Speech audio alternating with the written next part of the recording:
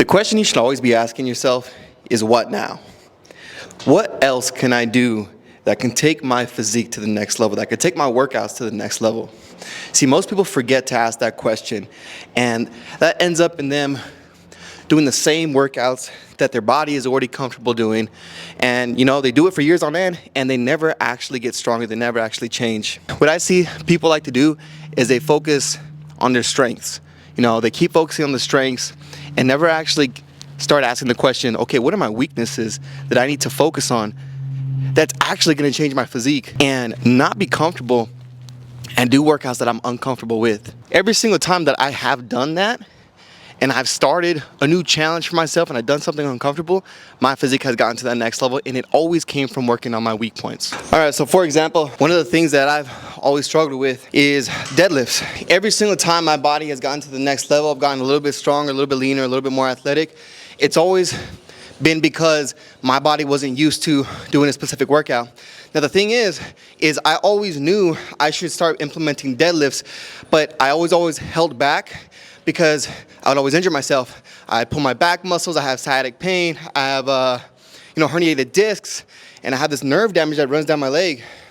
And that prevented me from doing it for a long time until I actually made the decision to sit down and think about it and say, okay, well, what's the biggest thing preventing me from being able to deadlift? Because I know the deadlifts is what's going to take my body once again to the next level. I can do the bench press all I want and focus on my strengths, but it's going to take so much longer to start seeing progression. And the thing about me is I want to see some fast results from the effort that I'm putting in. And I knew deadlift was the one holding me back from doing so. So I would ask myself, okay, well, why do I keep getting injured in the first place? Could be a few things, form, so many different things, but the biggest thing was I had a weak back, weak glutes, weak hamstrings, and I would try to overdo the deadlifts when I would do them most of the time when my body wasn't actually ready for it. I spent so much time building the front part of my body that I completely forgot about the back, and then when I would try doing something like this, I'd mess myself up. So that was the first thing that I had to stop. Now the second thing was mobility. I would try to do form and all these different things. Well, I was seeing as proof I couldn't actually get down and be mobile enough to get in the squat in the first place until I started focusing on that problem, because that was the biggest problem holding me back. You got to find out what the problem is holding you back and focus on that one thing so you can start excelling and actually making some progress. So now I'm able to. Let me actually start warming up a little bit.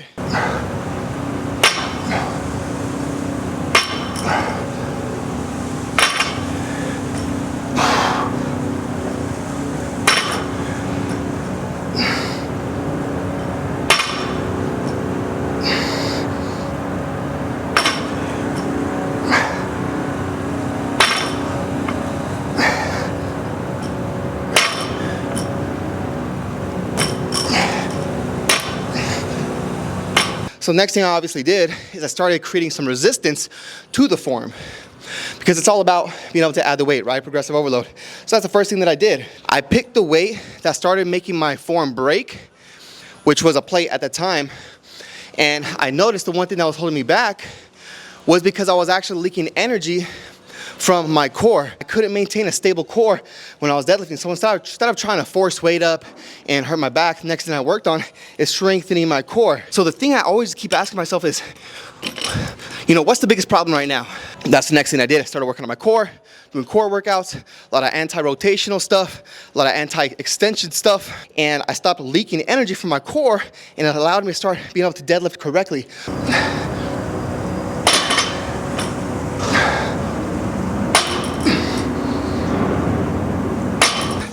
It doesn't just stop there, My deadlifts severely lack way below under my bench press. My bench press, I can do heavy weight, fast reps while controlling it. And my form is so on point that it never breaks.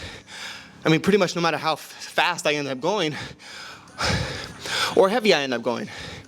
So I'm asking myself the question, okay, well, why isn't my deadlift like that? And it's speed.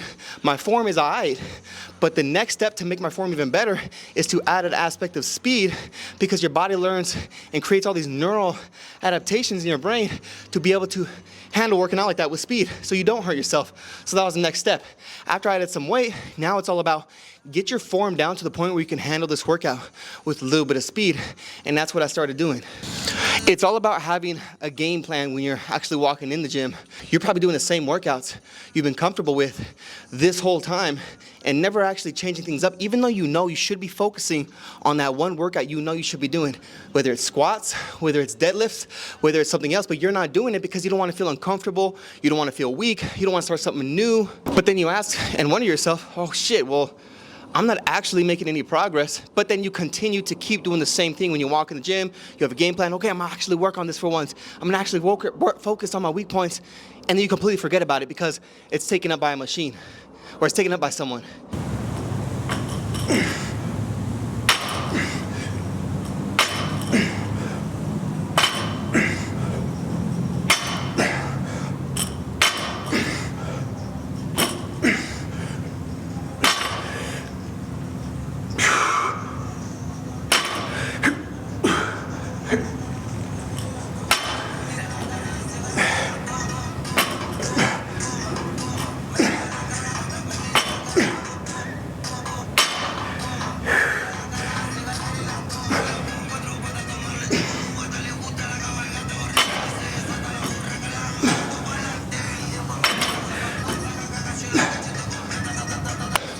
But I think the biggest thing that led me to seeing success with deadlifts and a lot of the weak points that I had in life in general, where I knew the problem I should be focusing on but I didn't, is taking action against that problem but never quitting, even when I failed so many times. Like doing the deadlifts, I've hurt myself so many times throughout the years.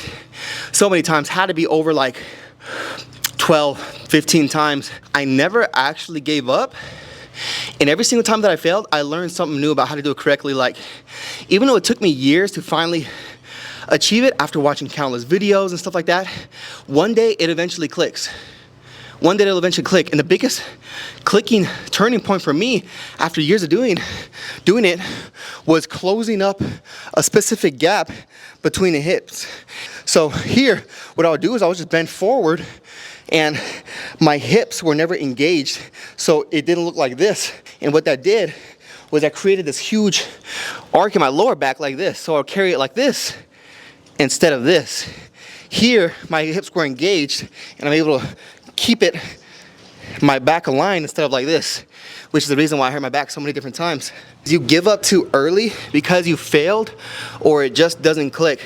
But if you were to give it time and keep trying, eventually you'll learn little things here and there.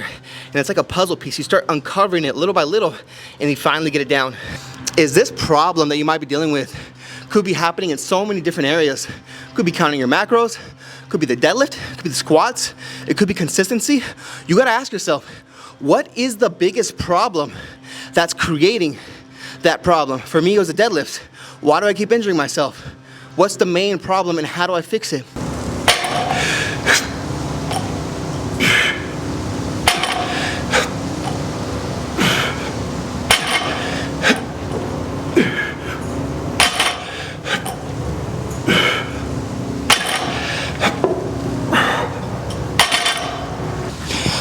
So now, at this point, where I've gotten my form down to a certain degree and I could somewhat do it relatively fast, now I try to catch it up with how I've always known how to train, which is HIIT style lifting and burning out my fucking central nervous system till failure. That's how I've grown so fast over the years without using any kind of crazy supplements like SARMs or steroids or peptides, the new thing. So what I do now is work out how I usually work out till failure. I'll start with a heavy weight, rep it out as fast as I can safely. Again, I'm trying to build up that speed, so it's gonna take some time. And then I drop the weight and I perform the weight as fast as I possibly can and take it till failure.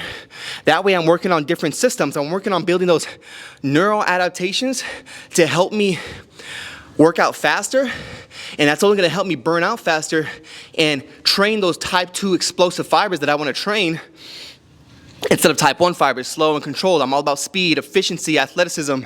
So I'm training in a way to achieve just that, but also building strength and muscle. That's how I've gotten so aesthetic. Like if I take off my shirt, Mind you, this is how I look after I ate like complete shit. But the reason I look so lean and shredded and it's easy for me to cut is because I trained those type 2 fibers all of my life, with the bench press, with the back rows, with the pull-ups, with the hip thrusts. Everything is at that standard. Just a nice, crazy looking physique that's also functional. So now it's time to build up my deadlifts and do the same thing how I've always known how to train: fast till failure and heavy and drop sets.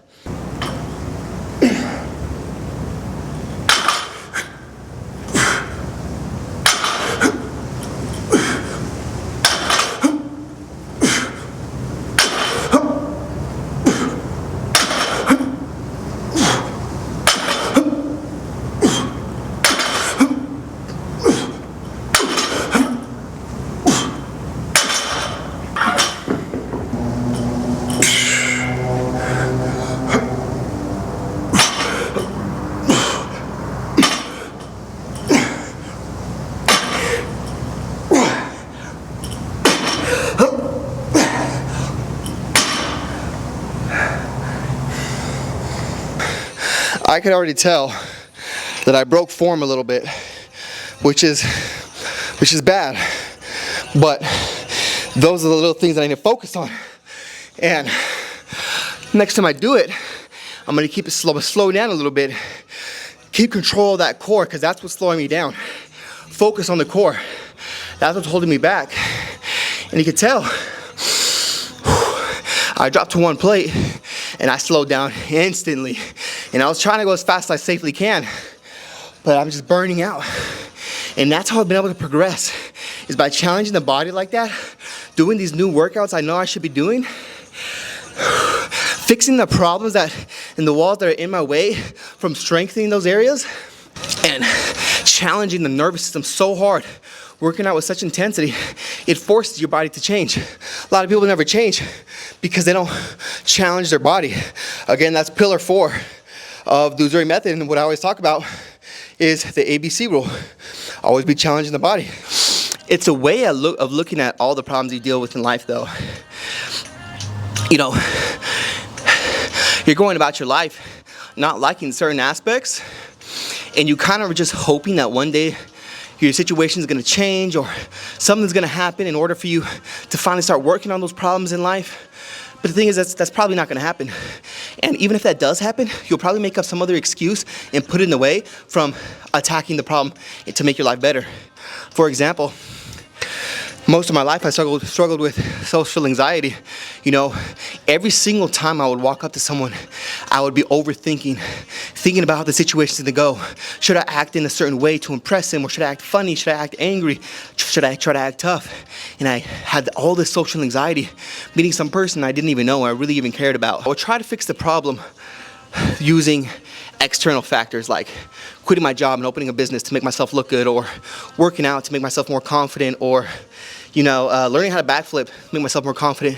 And I try to chase all these external factors, and I never actually focused on the one problem causing it, which was that internal mindset, focusing on the inside and bringing confidence out from the inside.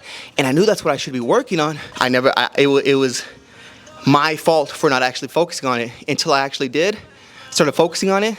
Never gave up, because I failed many times trying to focus on that internal confidence, until little by little I failed. I learned something new, I failed, learned something new, until now the social anxiety is completely gone.